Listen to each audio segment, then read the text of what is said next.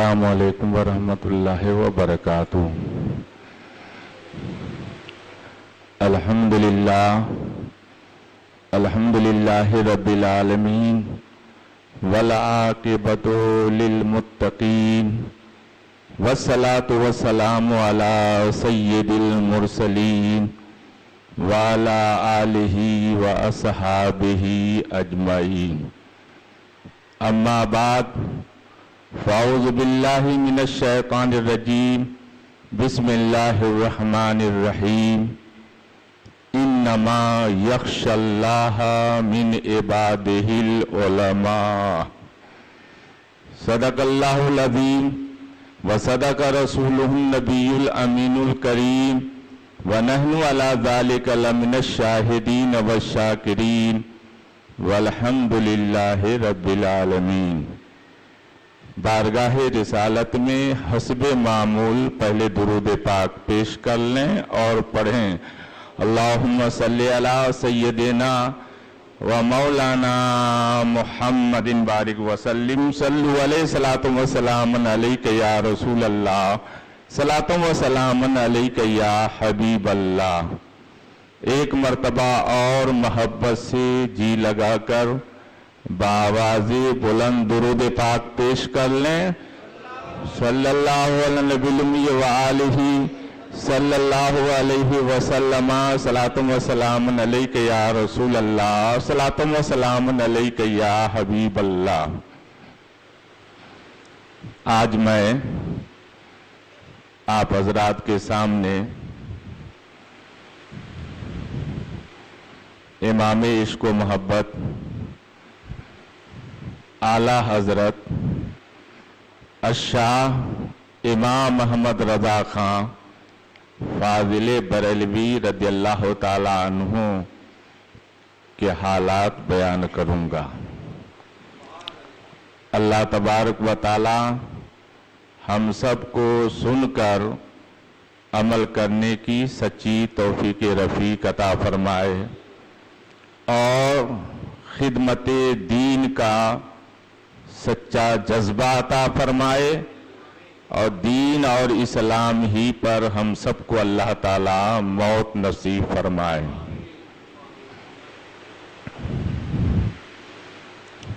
اس مہینے کو چونکہ اعلیٰ حضرت سے نسبت حاصل ہے، اسی لیے میں نے اعلیٰ حضرت کی ذات ہی کو اپنی گفتگو کا عنوان بنایا ہے۔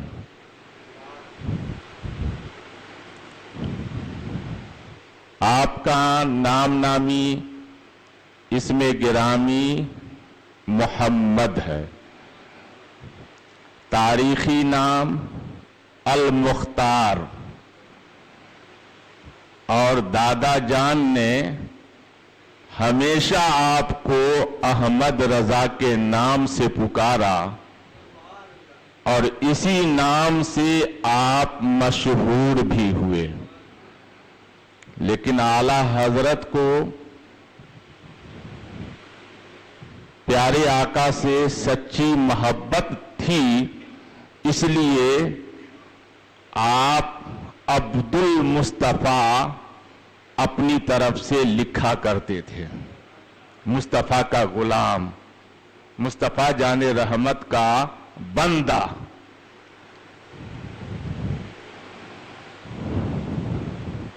اس لیے اعلیٰ حضرت نے اپنے شعر میں کہا بھی ہے، خوف نہ رکھ رضا ذرا، تو ہے عبد مصطفیٰ، تیرے لیے امان ہے، تیرے لیے امان ہے۔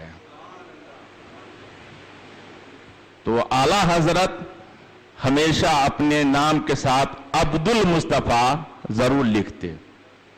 مہر بھی آپ کی جو بنی ہوئی تھی دستخط کرنے کے لیے، تو اس میں عبد المصطفیٰ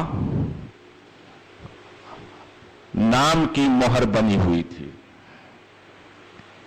ایک بات سن لیجئے، اللہ تعالیٰ جب کسی اپنے بندے سے کام لینا چاہتا ہے تو اس کے اندر وہ کمال، وہ خوبی، وہ صلاحیت، وہ ہمت، وہ حوصلہ عطا فرما دیتا ہے کہ وہ کام وہ بندہ جو کر لیتا ہے دوسرا کوئی نہیں کر پاتا اور دوسروں کی عقل دنگ رہ جاتی ہے اس بندے کے کام کو دیکھ کر. تو اعلی حضرت کو بھی اللہ تعالیٰ نے دین کے کام کے لیے چن لیا تھا, اس لیے ایسے ایسے اعلی حضرت سے کام صادر ہوئے کہ اس کام کو دیکھ کر ہم آپ نہیں پورا عالم دنگ اور حیران ہے. پیدا ہوئے گود میں لے جا کر دادا جان کے پیش کیا تو دادا جان حضرت مولانا رضا علی خان نے گود میں لیتے ہی چہرہ دیکھتے ہی فرمایا یہ میرا بیٹا بہت بڑا عالم دین ہوگا اور دین کی خدمات انجام دے گا.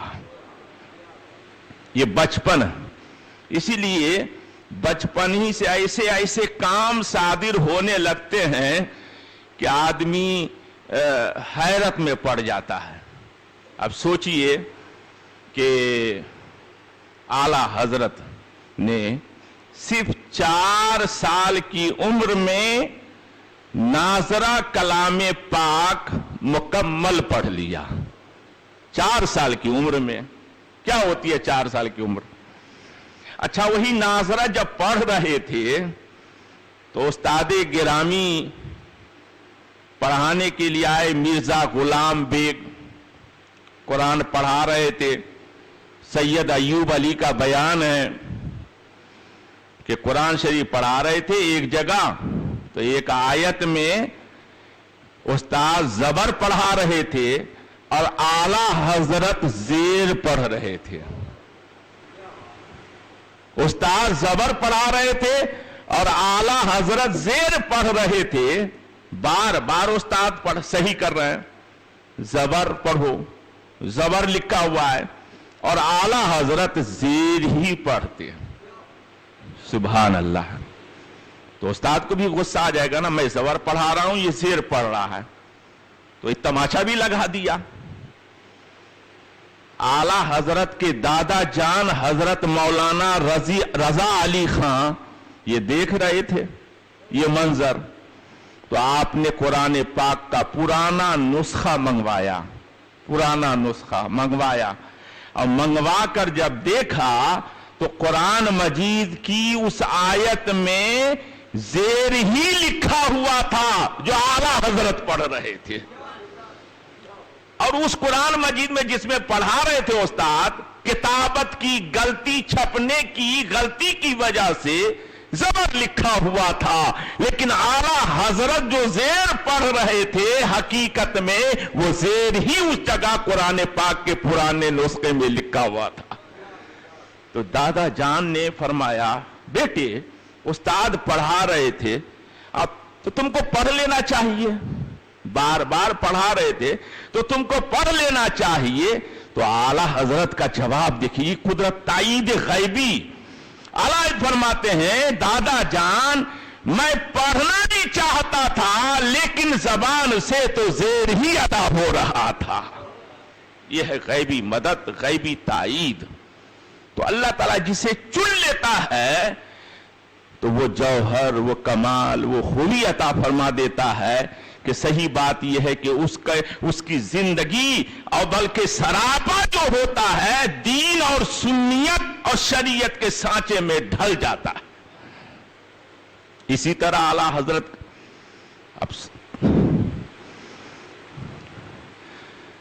اعلی حضرت پڑھا رہے ہیں, پڑھ رہے ہیں, بچے اپنے درسگاہ میں پڑھ رہے ہیں. اب ننھی سی عمر ہے, ناظرہ پڑھنے کی جو عمر تھی 4 سال سے پہلے پڑھ رہے ہیں.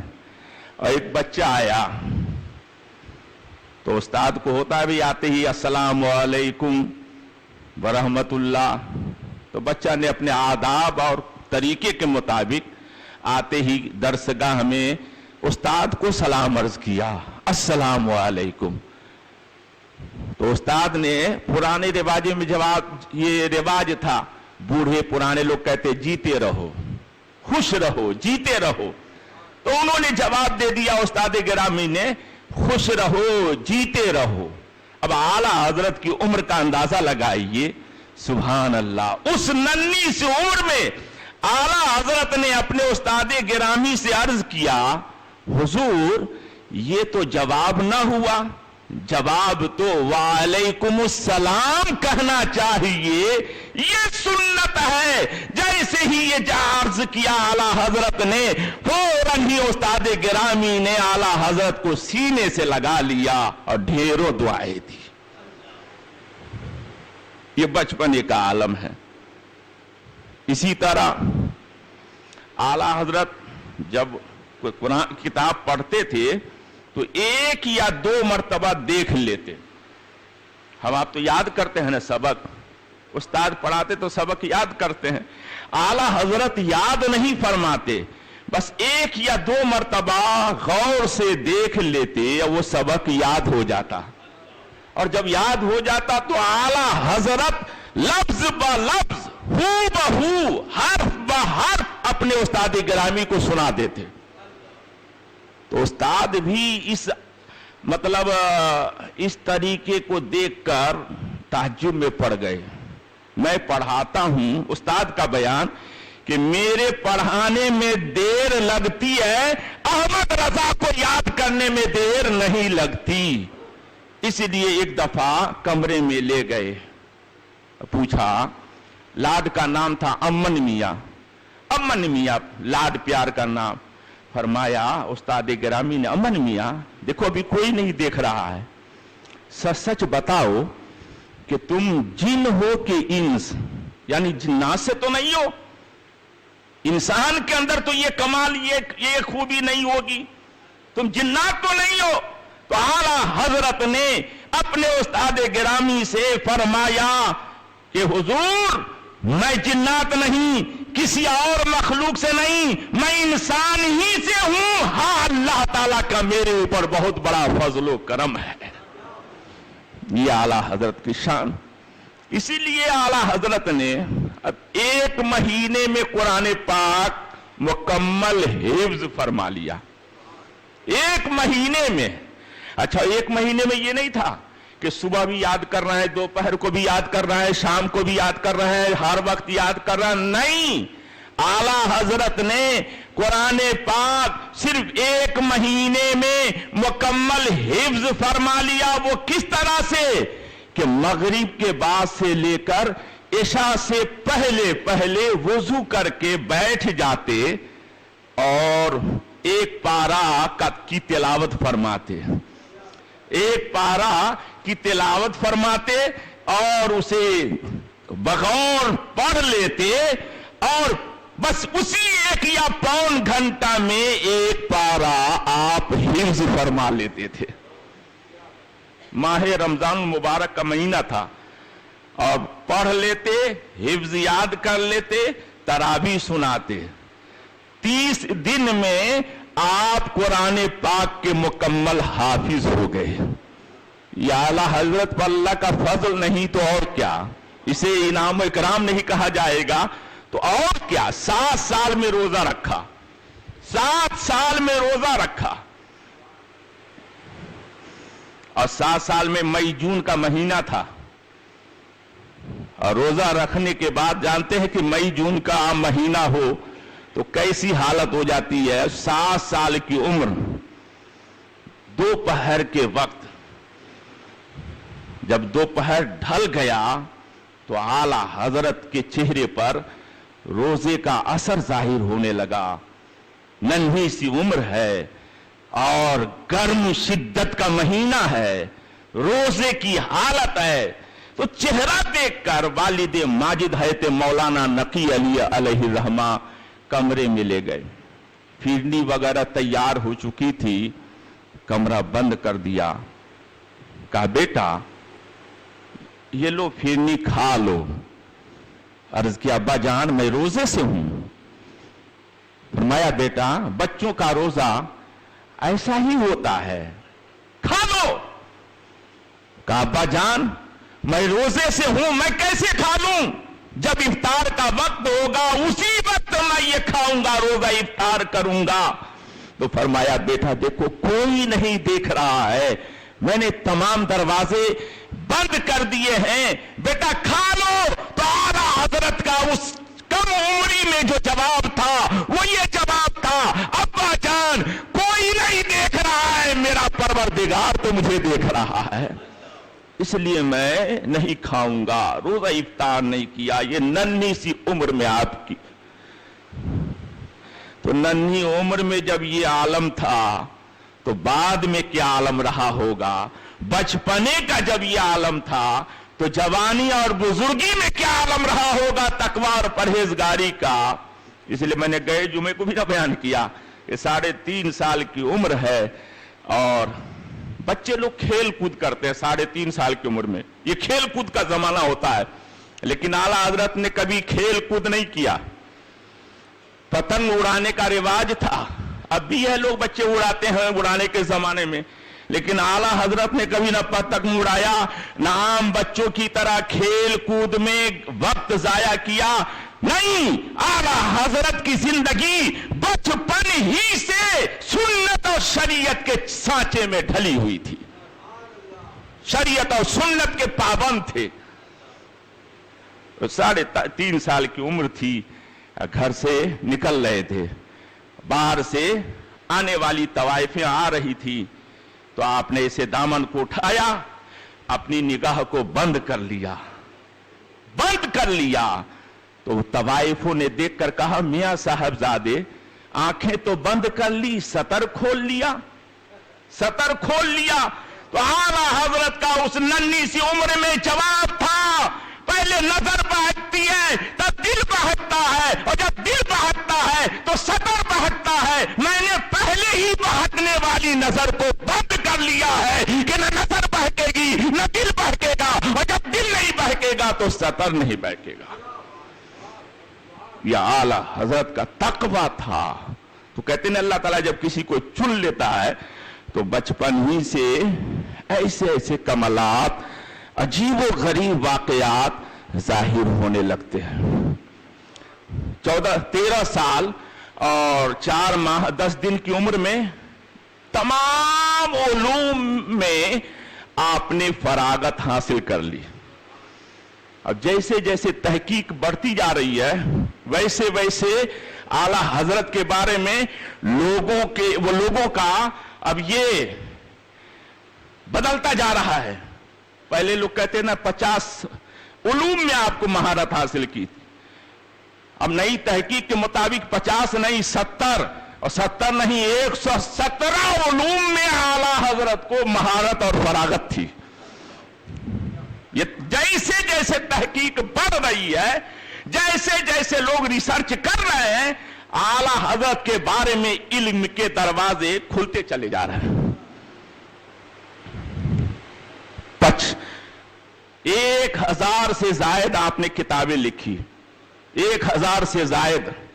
आज कोई पढ़ नहीं सकता है, पढ़ने वाला चाहे ना तो उन किताबों को सही तौर पर मुकम्मल तौर पर पढ़ नहीं सकता है। लेकिन आला हजरत ने 1000 से जायद, जिसमें फतावे रज़विया एक जिल्द 12 जिल्द हैं, 12 जिल्दें हैं, एक जिल्द जो है ना 1000 सफहात से ज्यादा की हैं।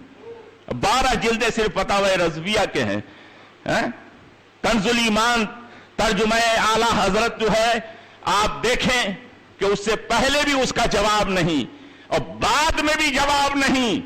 आला हजरत ने पहली मर्तबा जब हरमैन शरीफैन की जियारत फरमाई और उस वक्त वहां हिंदुस्तान पाकिस्तान के देवबंदियों के एतराजात करने की वजह से उलमाए हरमैन ने सवाल कायम करके इल्म गैब के बारे में आपसे कहा जवाब लिखें।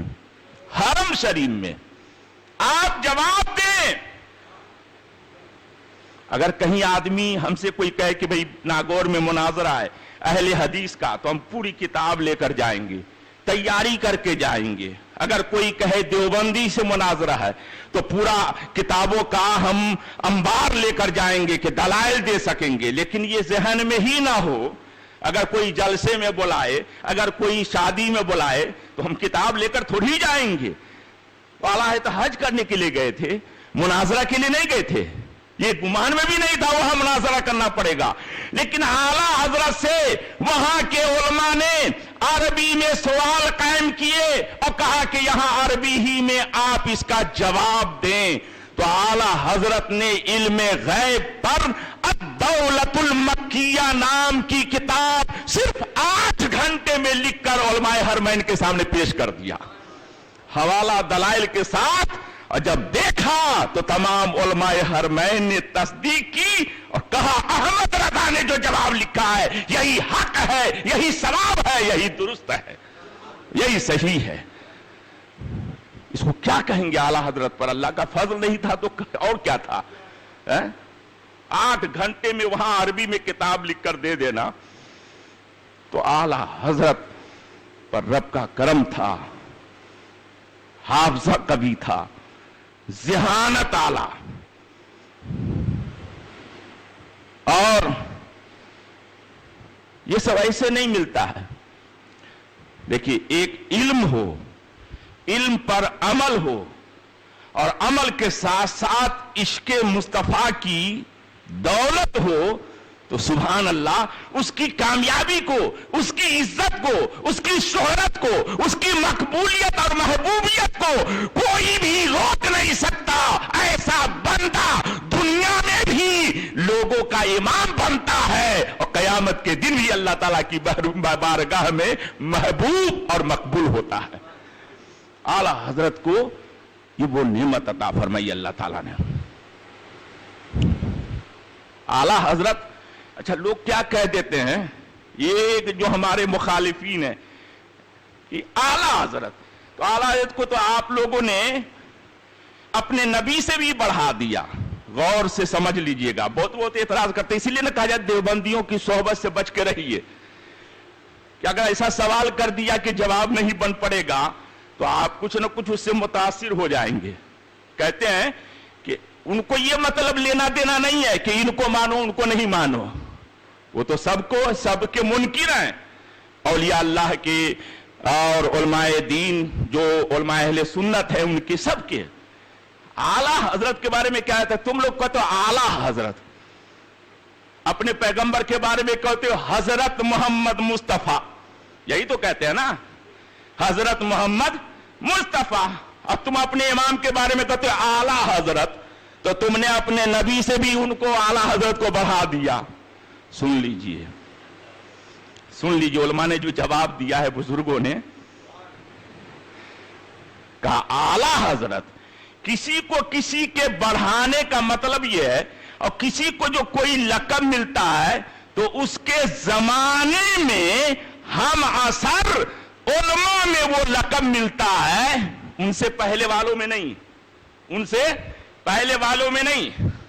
اے مفتی اعظم راجستھان، تو مفتی اعظم راجستھان تھے ہم عصر علماء میں، اور بعد والوں میں وہ مفتی اعظم راجستھان، بعد والوں میں، پہلے والوں میں نہیں، وہ اپنے ہم زمانے کے علماء میں، اب بعد والے علماء میں مفتی اعظم راجستھان، حضور مفتی اعظم ہند، تو اپنے زمانے کے علماء میں وہ مفتی اعظم ہند، بعد والوں میں مفتی اعظم ہند۔